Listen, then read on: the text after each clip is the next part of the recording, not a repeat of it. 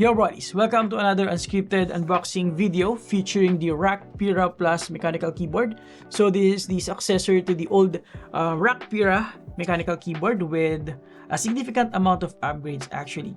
Now, Rakk Gears, for my international viewers, again, is a local brand here in the Philippines that offers budget gaming peripherals like keyboards, mouse, headsets, and what have you. So if you want to skip this video, that's fine. But if you want to learn what Rakk Gears has to offer for us Filipinos, then stay and watch the entire video. With that being said, let's get into it. Alright, so right here I have the packaging for the Rakk PIRAH Plus. I haven't unboxed this, I haven't watched any other video, other review. So this is a genuine reaction when it comes to this new product from Rakk Gears. So we have VIA capable, gasket mount design, cherry profile keycaps, OTEMO switches, Kill universal hot swap socket, and tri-mode connectivity. Now what's interesting here is that it is now VIA compatible, which the previous Rakk PIRAH doesn't support. And aside from that, instead of offering a bare bones keyboard, Rakk Gears actually decided to add OTEMO switches and keycaps. So if you can notice, the hot swap socket on this keyboard is Kill universal socket. So essentially it will be compatible to other Cherry MX style switches like Gateron, Kale, and others. But they had to use OTEMO switches to cut some cost because this keyboard is actually priced at just around 2,995 pesos, which is insane considering that you already have switches and keycaps with this package. So yeah, I don't mind having OTEMO switches on this keyboard because, like I said, once you buy this, you can immediately use this compared to bare bones kit. So right here we just have some model name, and of course at the back of the box we have the complete specifications of this keyboard. This is actually very interesting because again, for the price of 2,995 pesos, you pretty much have a pre-built or a ready-made keyboard that you don't necessarily have to purchase keycaps and switches anymore.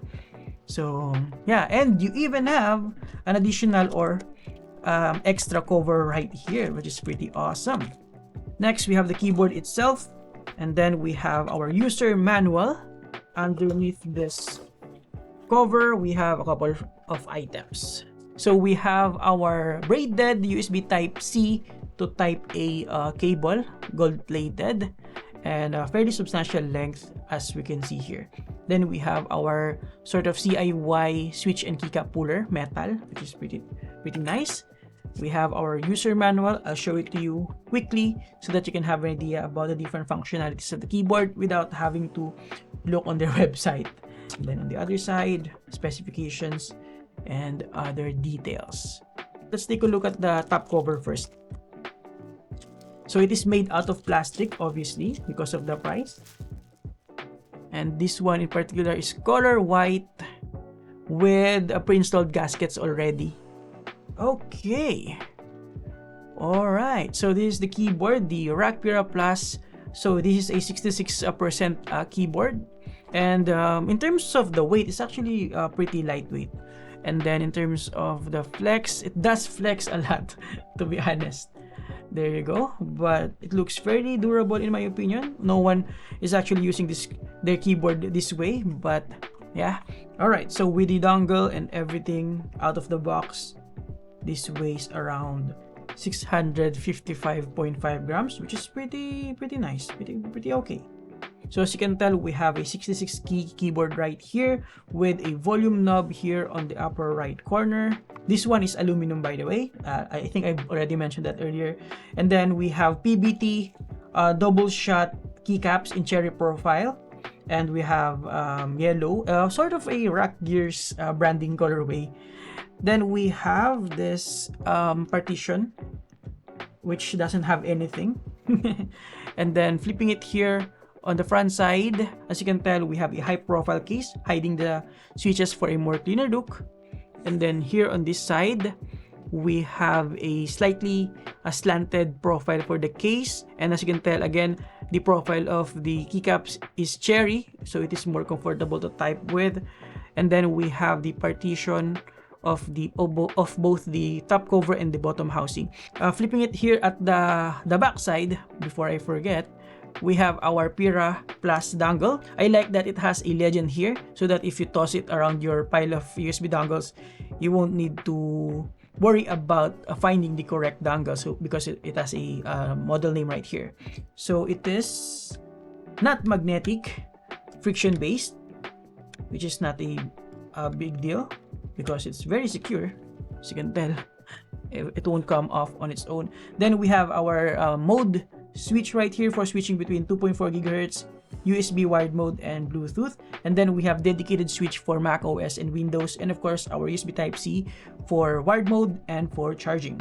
Flipping it here at the bottom, we have 4 rubber feet, we have 4 flip out stands with 2 shorter ones, and all of them have a rubber tip as well. And then we have the PIRAH Plus branding with some certifications and all that. The finishing on the case is really nice. It's like a sort of gunmetal colorway with a nice rough texture. I like how it looks. It actually looks like a aluminum case, but of course it is not. But it doesn't look cheap at all, in my honest opinion, unless you pick it up. Because once you pick it up and you feel the build quality and characteristic of the plastic of this keyboard, you will immediately feel that this is a budget keyboard. But if you look at it just for the aesthetic side of things, it doesn't look like a cheap keyboard at all. So let's take a look at the keycaps. So what I appreciate here is that even though it is priced at $2,995, the keycaps is actually pretty good. Again, cherry profile, PBT double shot instead of PBT die-sublimated keycaps, which means PBT double shot, which means the characters are more sharp, or it's more detailed compared to the die sublimation process, because sometimes die sublimation is not very sharp in terms of the quality of the legends, but this one of course looks really nice because of the double shot molding. Aside from that, it is also thicker in theory compared to most PBT die sub, because it has 2 material inside compared to the die sub that's just using the ink for the legend. We have 1.3, okay, 1.3 to 1.3. So 1.3 millimeter is for me is good enough in terms of thickness, and it's actually pretty consistent as well. And the quality seems pretty good. Now the font is your typical, typical OEM font. Nothing new here. It is very familiar for the alphanumeric keys as well as on the modifiers. It looks like your typical budget keycap. What we have here is OTEMU Red. OTEMU Red is probably the only OTEMU switch that I can personally use, because other switch from OTEMU is fairly scratchy, especially the blue one and the brown one. So this one is fairly smooth in my opinion, of course. Red linear switches from OTEMU. Alright, so moving on, let's take a look at the socket. Again, it is south facing, and as you can tell, we have a switch pad inside, which is pretty awesome.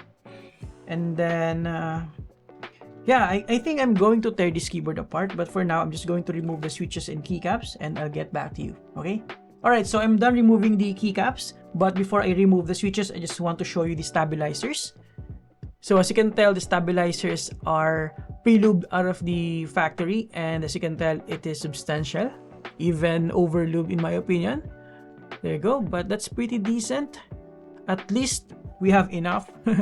And then as you can tell, the plate that we have here is made out of polycarbonate plastic, and we also have a lot of flex cuts, which you rarely see when it comes to budget keyboards like this, especially at the super low price point.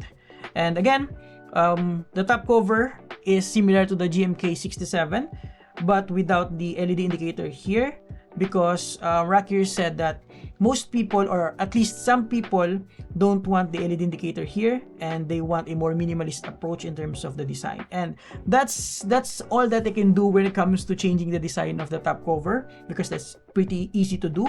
But they weren't able to change the design of the top cover entirely, because for that they need to pay additional costs for tooling, and we don't want that, and they don't want that as well. And at this point, I think most of us Filipinos are so used to Rakk gears just using OEM design, OEM keyboard, and then just upgrading some parts of it whether it is the PCB, whether it is the stabilizer, switches, sound dampening materials. They are just improving some parts of the keyboard to minimize the cost while providing us better value in terms of the features that caters to Filipino keyboard enthusiasts. So I think I appreciate that. Now, with that out of the way, I'm going to remove the switches and I'll get back to you.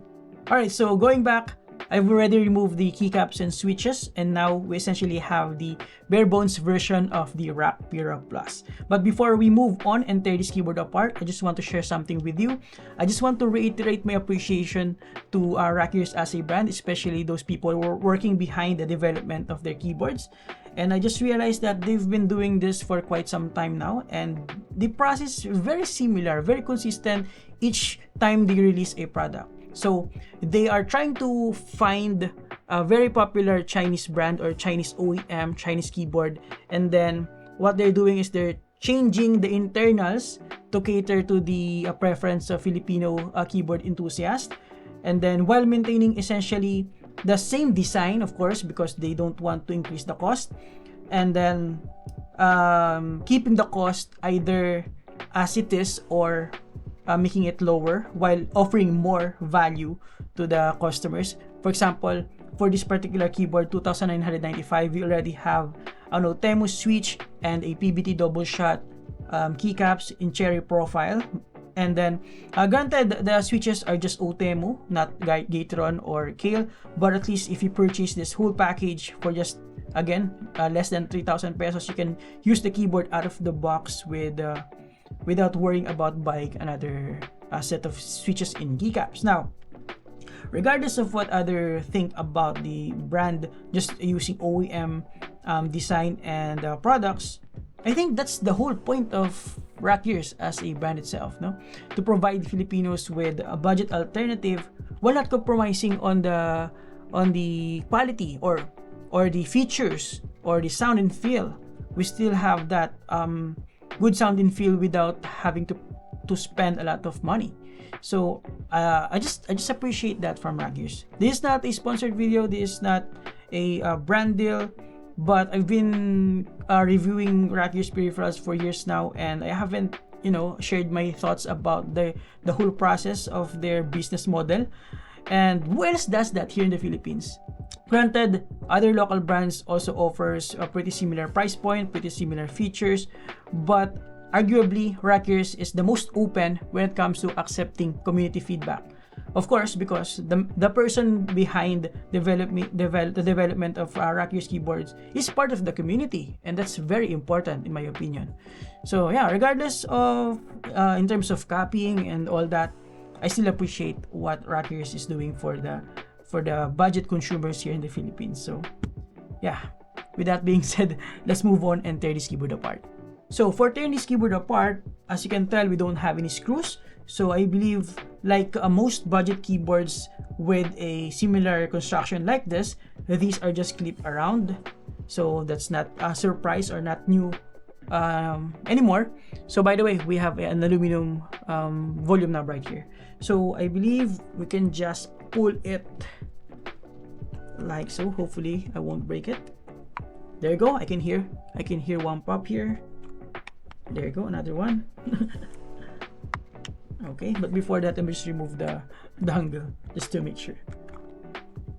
Okay, I remember the Fantech Max Fit 81 is pretty similar in terms of the construction. I mean, the design of the locking clips. So hopefully we can do that without having to ruin the keyboard. So all we have to do now is just slide our pry tool, I guess, like so. See how easy it is with a proper tool? There you go. All right, easy peasy lemon squeezy. Okay, there you go. All right, so that's super easy using a proper pry tool. But I think we can open this without the pry tool, but it is faster using the proper tool. Okay, so after that, you can just lift up the top cover like so, and the gaskets are already pre-installed. The good thing here is that both the casing actually already have gaskets, so you don't have to remove this and transfer it to here. which is pretty convenient. Rakk is making our life easier. After that, we have our polycarbonate plate with flex cuts, of course, with the plate mount stabilizers. I believe this keyboard supports screw-in stabilizers as well, which is pretty awesome. So we have a flexible polycarbonate plate with plate mount stabilizers. The stabilizers are pretty good as well. It looks like it is fairly flat without any legs whatsoever, and is again pre-lubricated out of the factory. Next, we have a poron. I believe this is poron dampener in between the PCB and plate. There you go. And then after that, we have a switch pad right here. Then we have the PCB itself. Carefully, because we have a battery underneath. We actually have 3 connections. Oh my goodness. 3 connections underneath. So we have for the knob, we have for the battery, and we have for the daughter board. So just be careful with that. Just careful on lifting the PCB. So let's remove it one by one. Okay. The battery is out.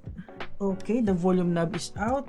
This one is very hard to remove because the plastic plug is very fragile or very soft. Just want to keep that in mind. There you go. So just be careful with it, because as you can see here, the plastic is very soft. So right here we have our PCB with south-facing hot swappable sockets. On the other side, we have our Kale hot swap socket. So these are compatible with other Cherry MX style switches like Gatron, Kale, Cherry MX, and other non-mainstream brands. But first, let's take a look at another poron foam. This is for the bottom case. So we have at least 3 sound dampening materials here inside. Then we have our 4000 milliamp hour of battery right here. We have our encoder in a separate PCB as well, and the daughter board for the port, and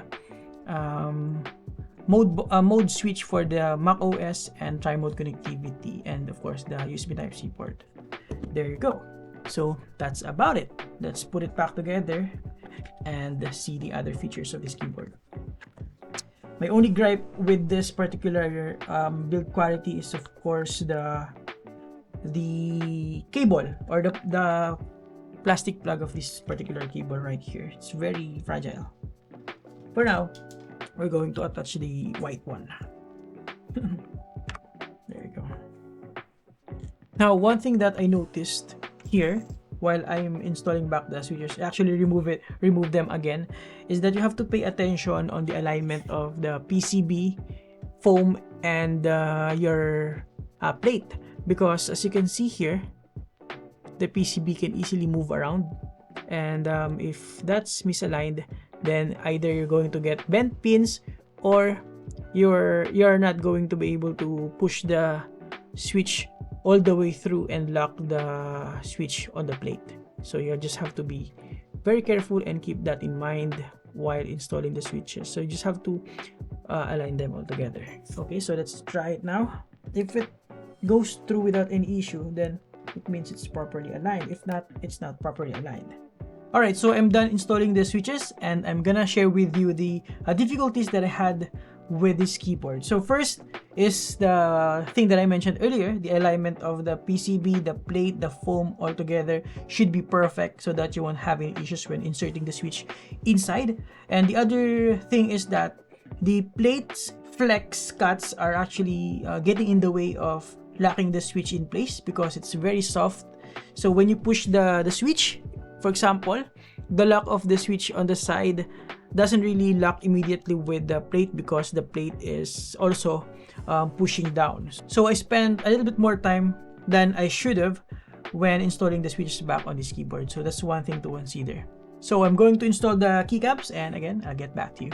Alright, so right here we have a fully built Rakk PIRAH Plus mechanical keyboard, and obviously it's a different color now because we're using the white top cover. Now let's talk about the different features and functionalities, and let's start with the lighting effects. So let me just turn off my overhead lighting. And in terms of lighting effects, we can adjust the brightness, Fn plus down and Fn plus up, and then turn off the backlight by pressing Fn plus enter, and then toggle the different lighting effects by pressing Fn plus backspace. So I'm not going to go through one by one, but you have this as an option. And then you can also adjust the speed right here, as well as the hue. There you go. And then the saturation here. And that's about it. Again, press Fn plus backspace to reset the keyboard to a factory setting. Now, of course, we have our regular Fn plus 1 to plus for the secondary layer for the function rows up top. And then we have our tri-mode connectivity, which we have physical switch here at the back. And then for Bluetooth, we have Fn plus Q, W, and E. And for wired mode, just switch it to a USB here at the back and then plug in the cable to the wired connection. And then for switching between Mac OS and Windows, of course, you also have a dedicated switch here at the back. So pretty simple. Now, let's try and change this to 2.4 GHz mode. Of course, we're going to switch that to 2.4 here. And then as you can see, letter R is color green. All we have to do is plug in the 2.4 GHz here. I'm just basing everything that I'm talking about here on the user manual. I don't have any script.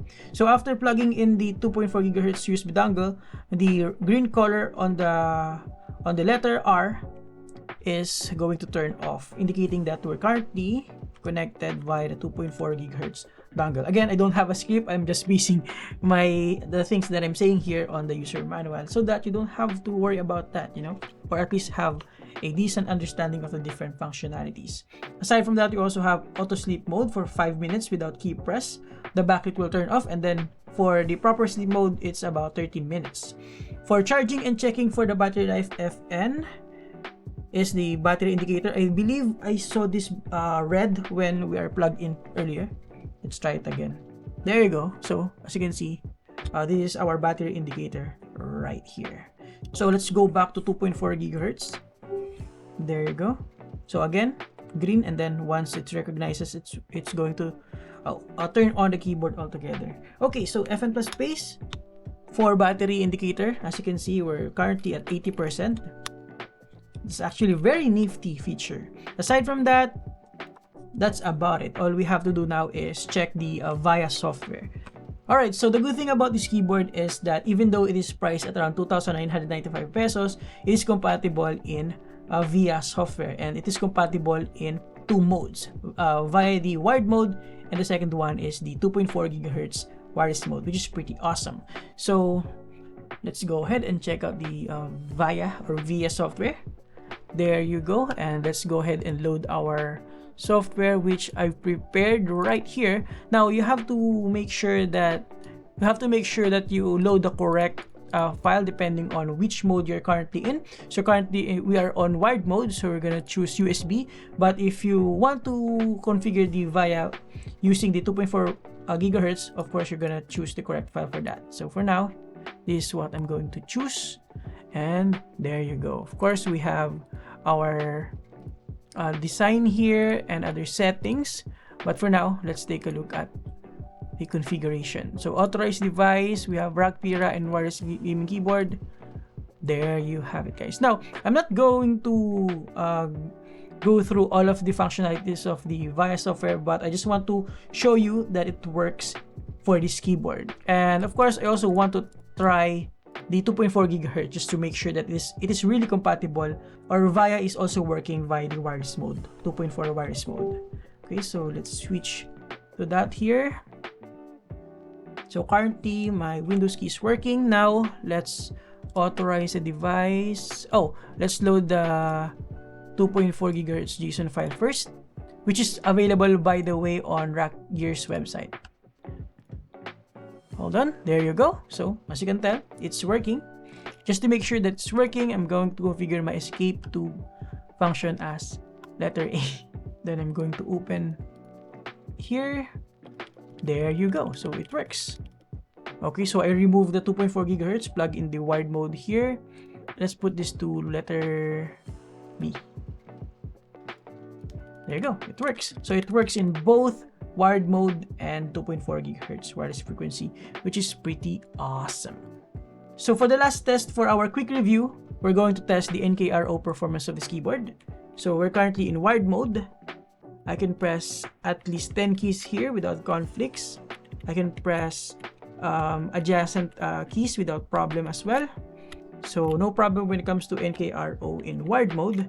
So let's quickly swap to 2.4 GHz. As per Rakk Gears, NKRO works on all modes. So just to make sure everything is going to work fine. So currently we're in 2.4 GHz mode. There you go.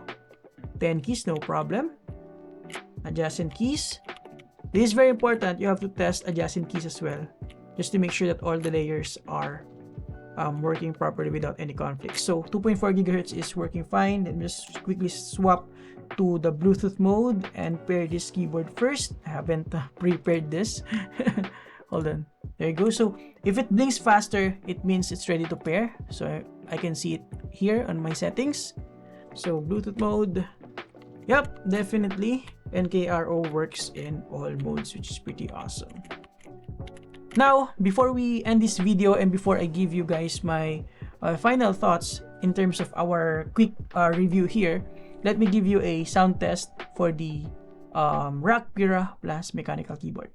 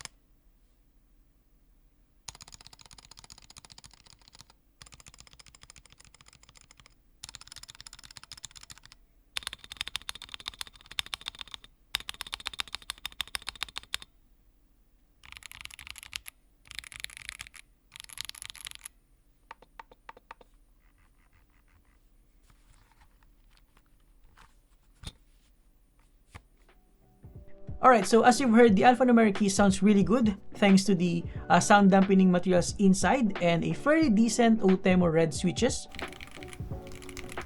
But the stabilizers definitely has some room for improvement and potential for modding project. It's lubed, but it does have some rattles. So yeah. Other than that, I think once you've modified or tuned the stabilizers, this keyboard will sound pretty good. Alright, so I guess I'm ready to give you guys my sort of final thoughts about the Rakk PIRAH Plus mechanical keyboard, given the limited time that we've spent together here with our unscripted unboxing, teardown experience, and features overview with some testing of other features as well. Alright, so let's start with the pricing. The pricing on this keyboard is absolutely insane. They were able to keep it at around 2,999 Philippine pesos while still providing us with a good set of PBT, double shot cherry profile keycaps, and of course the OTEMO switches. Granted, OTEMO is not on par with the likes of Gateron, Kale, Cherry, and other options, but for that price point, we now have a fully built keyboard that is ready to go out of the box. And if you have the time, you can just tune the stabilizers and you're all set. Aside from that, what I like about this keyboard is that it is tri-mode with physical switches for changing modes and for changing between Mac OS and Windows. And of course, it is also compatible with VIA software in both the 2.4 GHz wireless connection and wired mode. Of course, it is wireless, very important, and we also have a hot swappable socket and south-facing hot swappable socket for that. And aside from that, again, for that price point, we have a lot of value on this keyboard that is kinda hard to beat right now, especially when it comes to local brands or local options here in the Philippines. Alright, so I think that's about it, guys. Thank you very much for watching. Huge thanks to Rakk Gears for sending this in. Honest disclaimer, this is not sponsored or paid, but Rakk Gears sent this as a review sample and they'll see this video the same time as you'll do. I know this is not our usual format for testing keyboards, but I hope this unboxing, teardown experience, features overview with a little bit of testing still provided you with enough value to give you a good informed decision should you choose to get the Rakk PIRAH Plus once it's ready for purchase or available in the market. So thank you for watching, guys. Subscribe if you like this, and see you next time. Have a great day. You're awesome.